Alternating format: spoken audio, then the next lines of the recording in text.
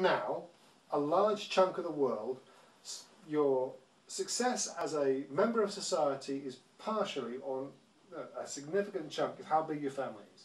Okay. Do you have a lot of sons? Do you have a lot of daughters? If you have 10 kids, you're doing well. Right.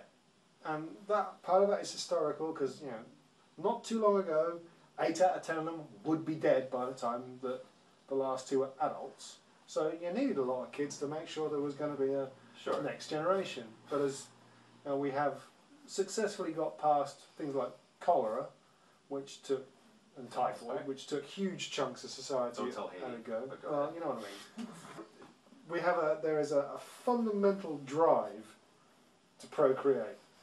Regardless of whether you have the resource to raise a family, and once you've raised it, will they actually be able to sustain themselves? Yes. And that is something that historically we've never addressed. No, but quite the right opposite. now, with 7 billion people on the planet, we're getting a lot of it done. And if we actually had like a system where we could distribute more evenly, there is enough stuff on the planet to help us all. Yeah, but survive. The drive is still there. But the drive is still there, but as we go towards, like, you know that birth rate goes down as standard of living goes up. Yes. I mean, that's why we're going to even off at 10 or 11 billion. We hope. I can only rely on the projections of people that study this their whole lives. What? Yeah. Okay, in the less fortunate parts of the world, of which I have been to a few, more for everything. there is no evidence that I've seen that people are slowing down their family sizes. No, I mean, what it will take is increased living standards will slow that down. And to get those increased living standards, what will be the resource cost? A lot. I mean, that's the problem, right? So which kills you first? The resource part. I mean, well, it depends on where you live.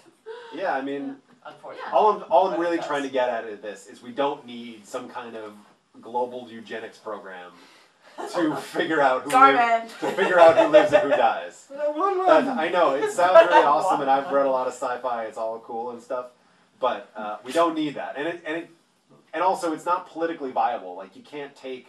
There is no world government, and everybody's got different ideas about how people should live and die and birth and how many babies. Like, that's the most contentious place to start. That's the worst place to start. That is the worst place to start. I don't know what the birth policy of Star Trek is, but I should find It's a out. world government. That's right, what I'm exactly. It is, but I don't know how it's who like gets saying, that babies. so you need to Does get a everybody car get that and babies? you can Seems never like have you kids. go to space. It's you like, go well, to I don't want space, any part of this whole. Well, yeah, if you can expand, if you can get other planets, they're colonies, right? That's what colonies are. Yeah, if you can colonize other planets, then yeah, not a problem. You can go. You can have as many kids as you can stand. Yeah. But we I can't want to colonize the whole planet with just my kin. Yes, well. There's that look again. Luckily, I love that look.